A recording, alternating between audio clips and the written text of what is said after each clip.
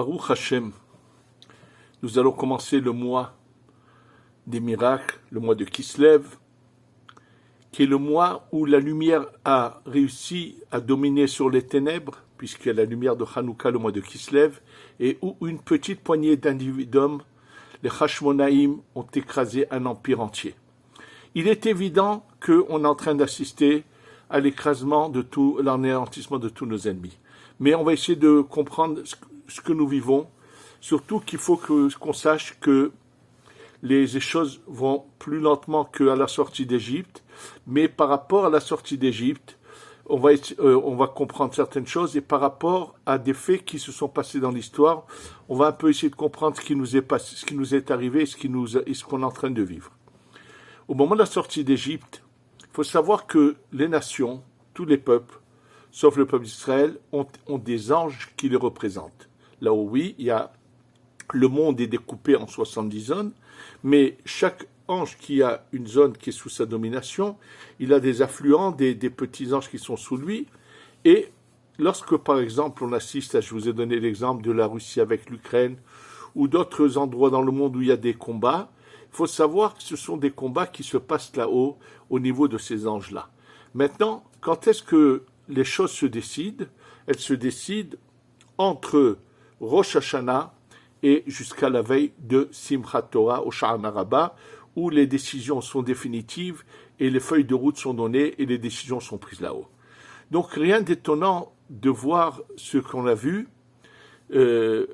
que ce qui se passe, ça se passe juste au lendemain de Sha'ana Rabbah, Simchat Torah.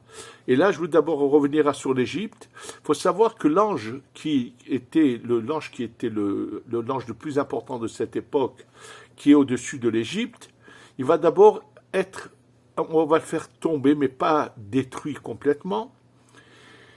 À quel moment il va être totalement anéanti et la Lugie va passer sous le joug d'un autre ange et puis il va y avoir un changement là-haut, c'est au moment de la traversée de la mer où il est dit Vayar Israël et Mitzraïm met al Sefatayam. C'est marqué Vayar Israël, le peuple d'Israël a vu, et l'Égypte mort. On ne dit pas les Égyptiens. Vayar Israël, le peuple d'Israël a vu qu'en traversant la mer, et Mitzraïm, c'est pas Mitzriim les Égyptiens, mais Mitzraïm met.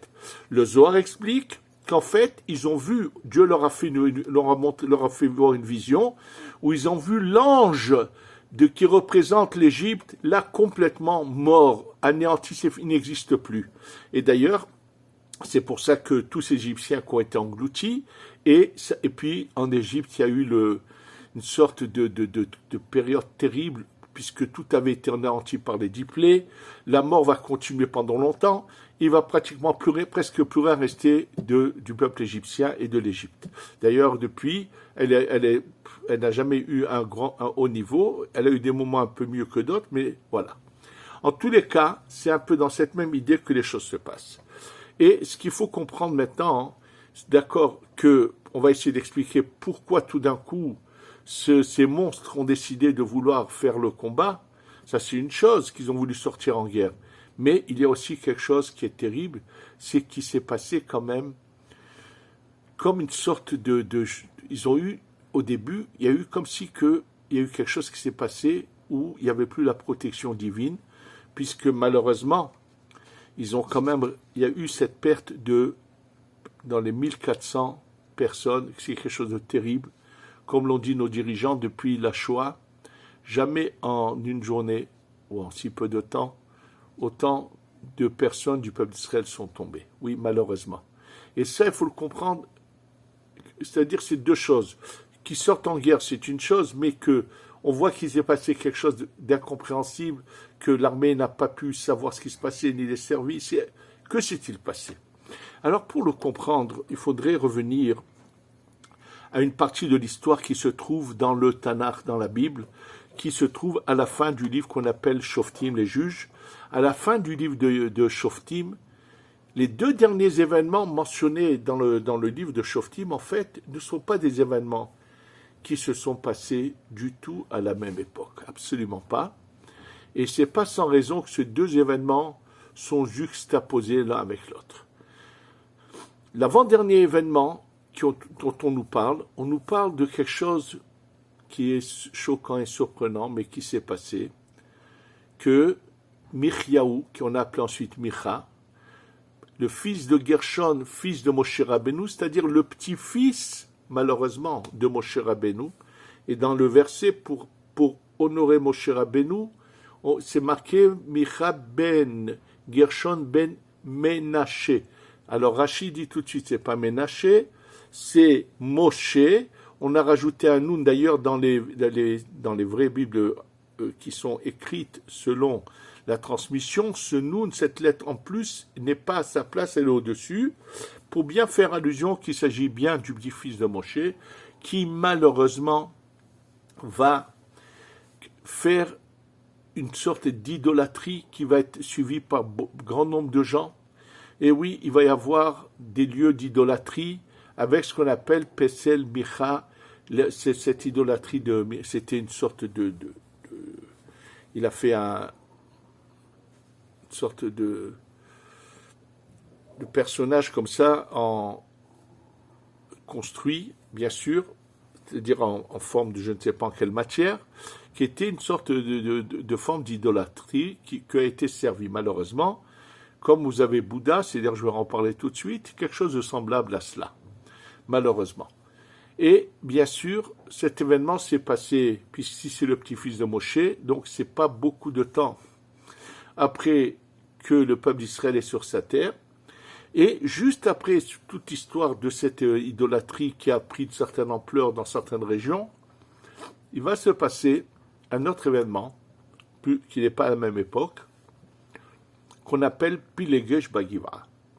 C'est une histoire très douloureuse, par laquelle se finit d'ailleurs le livre des Shoftim. Que se passe-t-il? Un homme qui est marié et qui a pris en seconde épouse ce qu'on appelle une Pilegesh. C'est sa femme, mais c'était quelque chose qui existait à cette époque. C'est le genre de bigamie qui existait, où il y avait la femme principale et il y avait des épouses comme secondaires. C'était le cas de quelqu'un qui avait une épouse comme ça, avec laquelle il s'est passé des événements. Elle est repartie chez son père, et finalement, le mari décide d'aller la ramener chez lui. Il va donc, il voyage, il arrive chez son beau-père, qui les retient, qui fait une sorte de fête, puisqu'il est quand même heureux que finalement sa fille rentre au foyer. Et lorsque finalement il les laisse partir, c'est pas un moment opportun, c'est pas au début de journée, et il va arriver dans une région, dans une des villes de la tribu de Binyamin, et là va se passer des horreurs. C'est que les gens de cet emplacement vont violer cette femme jusqu'à qu'elle en meure. C'est quelque chose de terrible, ce qui a été fait, et naturellement, après quoi, cet homme, bien sûr, prend le corps de cette femme, va dans les autres tribus, et raconte ce qui s'est passé, et toutes les tribus sont horrifiées de cet acte aussi ignoble qu'il y a eu. Malheureusement, c'est que la tribu de Binyamin, dans l'ensemble de la tribu, veut défendre cette minorité ignoble qui a fait des gestes aussi horribles, et ça va provoquer une guerre entre les tribus et la tribu de Binyamin, dans lequel il va y avoir énormément de morts des deux côtés. Et le problème, la question qui est soulevée, c'est que les tribus agissent bien, agissent par rapport au fait qu'il s'est passé un acte ignoble, qu'il faut absolument juger, venger et s'occuper de ces gens qui ont eu cette attitude, qui ont violé une femme jusqu'à la tuer. Mais malgré tout, il y a des pertes considérables. C'est une guerre qui va durer assez longtemps, des deux côtés, et même dans les tribus d'Israël, jusqu'à que finalement, ils ont presque complètement anéanti la tribu de Binyamin. Il va rester que quelques hommes de la tribu de Binyamin, grâce auxquels finalement la tribu va continuer. Il reste plus de femmes, et donc ils vont devoir, d'une certaine manière, pouvoir prendre des épouses des autres tribus pour continuer la tribu de Binyamin. Et naturellement, la question qui est soulevée, c'est pourquoi il y a eu tant de pertes dans les autres tribus. Et là, justement, ce que nos sages nous enseignent, c'est que ces deux histoires ont été mises l'une à côté de l'autre, Et Dieu a dit comment? Lorsqu'il y a eu de l'idolâtrie dans le peuple d'Israël, qu'il y avait une région entière qui servait une idolâtrie, une statue, vous n'avez pas réagi. Personne n'a réagi. Pour mon honneur, vous n'avez pas réagi. Vous avez raison de réagir pour cette femme. Absolument. Mais pourquoi vous n'avez pas réagi par rapport à mon honneur? C'est ça qui est la raison pour laquelle il y a eu tant de pertes, malheureusement, dans cette guerre. Ça nous aidera peut-être, je dis bien, à comprendre un peu. C'est pas que Dieu se venge, que Dieu préserve, comme il le dit le Zohar. Dieu dit, si je retire ma surveillance, alors vous n'avez plus de protection. Et malheureusement, tous les anges là-haut ne cherchent que votre destruction. Et ils agiront à travers les peuples qu'ils représentent pour cela. On a assisté au lendemain. Donc, en fait, ce qui s'est passé, il y a une catégorie d'individus qui est sur sa faim. Comme c'est ce poulet auquel on a coupé la gorge et qui, avant de mourir, fait des bonds en hauteur. C'est un peu dans cette même idée qu'il faut voir les individus de Gaza, oui, qui sont vers leur fin. Déjà, une partie est morte, mais il va se passer beaucoup plus que ça. Dieu, bien sûr, va vraiment sortir son courroux sur ces monstres pour le mal qu'ils ont voulu faire. Mais comment ont-ils pu réussir? Ça veut dire qu'à un moment, qu'est-ce qui s'est passé? Je voudrais rappeler cette fameuse partie qui a été organisée, qui a duré 3 jours, mais dont le 3e jour était justement Simchat Torah. Et dans tous ce qu'on a pu voir comme extrait de cette partie-là, il y a une grande statue de Bouddha. Malheureusement, ce sont des gens de l'étranger qui ne sont pas juifs qui ont organisé ça. Pour quel intérêt, je ne sais pas, mais disons que leur ange là-haut était copain avec celui qui représente ceux du Hamas, et qu'il a voulu aider le Hamas qui avait besoin d'essayer de se déchaîner avant sa fin. Mais il a malheureusement, en emmenant cette Avodazara, cette idolâtrie, a fait qu'un peu quelque part, un peu le retrait de la lumière divine protectrice s'est retiré un peu et qui a donné des conséquences aussi terribles que nous avons vues. Il y a eu à côté de cela beaucoup de miracles, surtout c'est grâce au Shabbat que beaucoup ont été sauvés. Il y a eu énormément de miracles. Et sachez que les choses se jouent là-haut. Je vais vous raconter le témoignage que j'ai entendu du Rav Hueta, qui a dit que lui, en personne, a parlé avec le soldat en question. Il y a un soldat, ses amis ont raconté, et après le Rav lui a parlé. Il a eu une mort clinique. C'est pas quelqu'un de religieux. Et il a dit que lorsqu'il a eu sa mort clinique, il s'est vu là-haut, et on lui a dit, regarde, tu vois, il y a 2 forces qui sont en combat. Il y a ceux qui veulent que tu restes là-haut, c'est-à-dire te détruire, c'est les forces du mal. Il lui dit, mais de l'autre côté, regarde, ceux qui étudient la Torah sont en train de te protéger. Finalement, c'est eux qui ont eu le dessus et il est revenu à la vie. C'est un témoignage raconté, certes que tout se joue là-haut. Il est évident que lorsqu'on a annoncé là-haut, pendant ce jugement entre Rosh Hashanah et le dernier jour du jugement qui est Hoshana Rabbah, qui avait une bonne partie de la planète apparemment qui va être anéantie parce que leur fin est arrivée et que nous sommes en train de vivre les derniers moments de cet épisode de 6000 ans. Donc, il y a eu naturellement un départ de quelque chose. Et là, bien sûr que maintenant, après ces malheureux qui sont partis sont tous au Gan Eden, où nous avons des preuves de plusieurs qui sont venus le dire qu'ils ont tous été pris au Gan Eden et qu'on va les voir bientôt avec la venue du Mashiach et la résurrection des morts. Mais il faut savoir que c'est ce combat c'est un combat qui a commencé et que plus nous allons nous renforcer, nous rapprocher d'Hachem, plus notre force va aller en augmentant. Et actuellement, on assiste à de grands miracles. Il y a malheureusement de tes fois un soldat qui passe ci par là, qui s'en va. Ça aussi, c'est assez terrible pour nous qu'il n'y en ait pas un seul qui tombe le plus. C'est fini.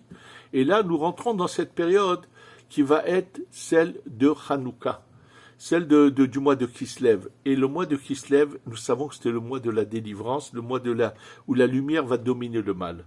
Et qu'il faut qu'on le sache, que les événements sont en train de se passer, de se faire, et que ceux qui les vivent comprennent que nous sommes réellement en train de voir comment Hachem, Dieu, a pris le bâton et est en train de commencer à s'occuper de tous ceux qui nous veulent du mal. Il est évident que lorsque Dieu va vouloir juger, quand on juge quelqu'un, il faut lui prouver qu'il a mal agi. Et actuellement, le test actuel que Dieu a emmené dans le monde, c'est de voir qui va donner raison à la lumière, qui va défendre la lumière et le bon, et qui est l'inverse.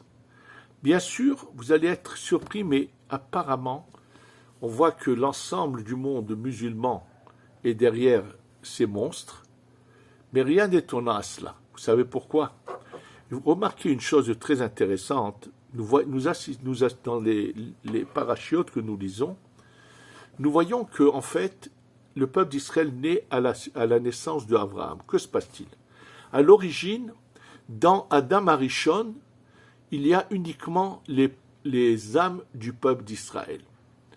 La faute d'Adam Arishon, qu'on appelle une faute, oui, c'est une sorte d'erreur, et de descendre, essayer de sortir même des 70 nations, les parcelles de lumière qui sont valables.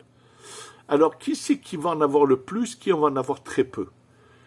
Il y a beaucoup de parcelles qui se trouvent dans un certain endroit des 70 nations, il n'y a presque aucune parcelle qui se trouve dans une autre partie des 70 nations.